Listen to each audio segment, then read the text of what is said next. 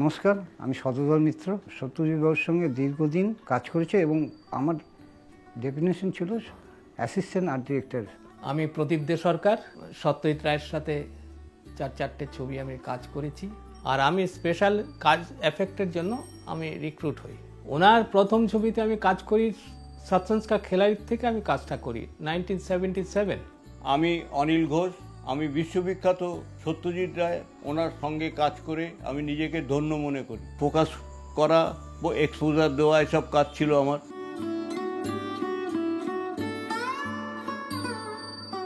ইন্দুপুরি স্টুডিওতে যখন অন্যান্য ছবির কাজ করছি তখন হীরক রাজার দেশের কাজ করতে যাই। আমিও জানতাম না যে এটা মানিকবাবুর সেট। উনি বললেন যে আমার জনরণ্যতে কিছু মাউসচঙের ছবি আঁকতে হবে দেয়ালে।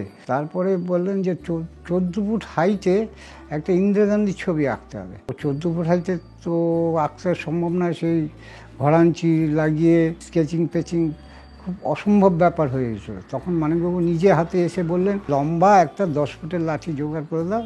আমি 10 ফুটের লাঠি একটা জোগাড় করে দিলাম। ও তার মধ্যে একটা তুলি দিয়ে উনি নিজেই ইন্দিরা গান্ধীর ছবিটা এঁকেছিলেন।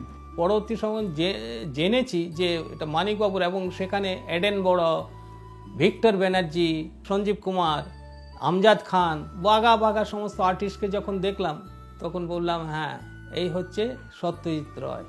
আমি 1962 সাল থেকে বিশ্ববিখ্যাত চলচ্চিত্রকার সত্যজিৎ রায়ের সঙ্গে আমি 30 বছর কাজ করেছি। জয়বাবা ফেলুনাথ করতে করতে মছলি বাবার ঘর বানাতে হবে, সেখানে সব সেট ফেট লাগানো হলো এবং রাত্রে কেউ থাকতে চাইতো না ওই ফ্লোরে।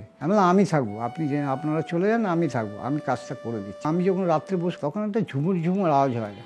আমি তো আমার মতন কাজে এরকম আওয়াজ চললো 2 ঘন্টা 3 ঘন্টা। তারপরে ভোরবেলায় যখন কাজ শেষ করে আমি ভোরবেলা বেরোলাম, সবাই আমাকে ধরলো, কী রে তুই এখানে একা একা যাই, তোর ভয় লাগেনি? আমি কিসের ভয়? হীরক রাজার দেশে যে প্রথম যে ডায়লগটা রয়েছে, যে গোপী বাঘা বলছেন যে আর 10 বছর আমরা এর বদ্ধ ঘরে রয়েছি, আর ভালো লাগছে না।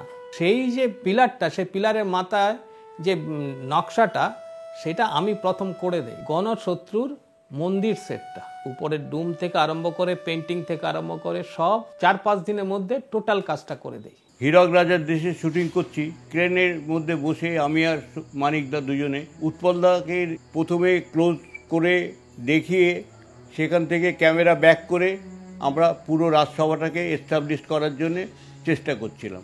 হঠাৎ মানিকদা বলছেন যে এই কাট কাট কাট কাট কাট কাট। কী হলো আমি নিজেও বুঝতে পারছি না। দুজনেই আমরা ক্রেনে বসে, আমাদের মেকআপ আর্টিস্ট যিনি আছেন অনন্ত দাস কাঁধে একটা তোয়ালে নিয়ে দৌড়তে এসে, কি হলো মানিকদা, কি কেন?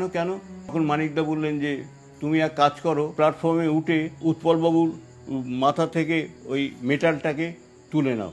মাথায় তো পাগড়ি ছিল এবং পোশাকটা ছিল, তাতে কোনো পকেট ছিল না। উনি একটু নেশা করতেন, সেই নেশাটা হচ্ছে খৈনি। সেই খৈনিটাকে উনি আর চাপা দিতে পারেননি, কোথাও রাখতে পারেননি, পাগড়ির মধ্যে রেখেছিলেন। বন্দুকটার এক্সপিরিয়েন্সটা আমার এইটাই যে বন্দুকটা উনি এঁকে দিয়েছিলেন, মানিকবাবু এঁকে দিয়েছিলেন।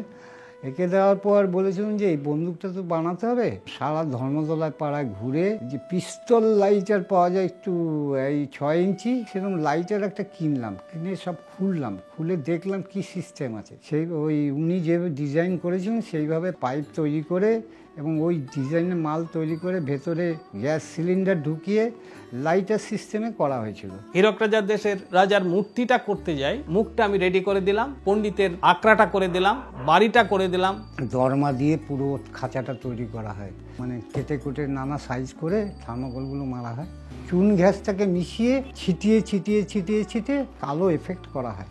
ওই কিছু জায়গায় গর্ত করে কাঁচের টুকরো ধরে যেগুলো হীরকখণ্ড হিসাবে দেখানো হয়েছিল।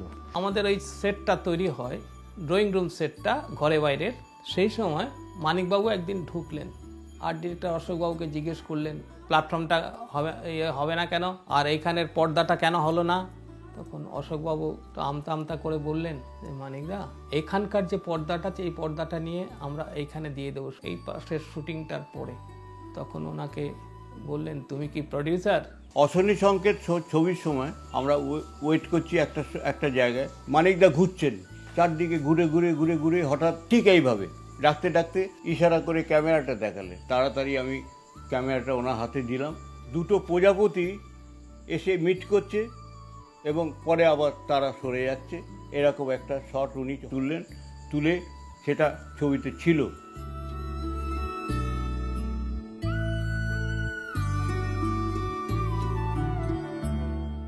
আমরা আগে কাজ করতে যেয়ে যে 3 মাস একটা টাইমে আমরা টোটাল ডিজাইনিংটা হতো, টাইমটা পাচ্ছি, তার ফলে আমাদের টোটাল একটা মাউন্টিং, একটা ছবির মাউন্টিংটা আমরা দেখতে পারতাম, কিন্তু এখন আর সেটা হয় না। আমরা কাজটাকে ভালোবেসেছি এবং উনি যেভাবে বলতেন, উনি যেভাবে সেটে ড্রয়িং করে পাঠাতেন, সেটা ধরুন 11টা 12টা অবধি আমার বস আর আমি মিলে ড্রয়িং ফয়িং করে কাজ করতাম। এখন আমাদের যে পরিস্থিতি, এই অবস্থাটাকে আমি কিছুতেই মেনে নিতে পারছি না। দুজনের ভালো করে খাওয়া দাওয়া, চিকিৎসা ব্যবস্থা কিছুই আমরা পাচ্ছি না, কারণ ইন্ডাস্ট্রি আমাদের কিছু দেয়নি। ফিল্ম ফিনান্স কর্পোরেশন, এনএফডিসি, এসব প্রচুর ছবির কাজ করেছি, পশ্চিমবঙ্গ সরকারের ছবিরও অনেক কাজ করেছি। আজ পর্যন্ত আমি কোনো সহায়তা এখনো পর্যন্ত পাইনি।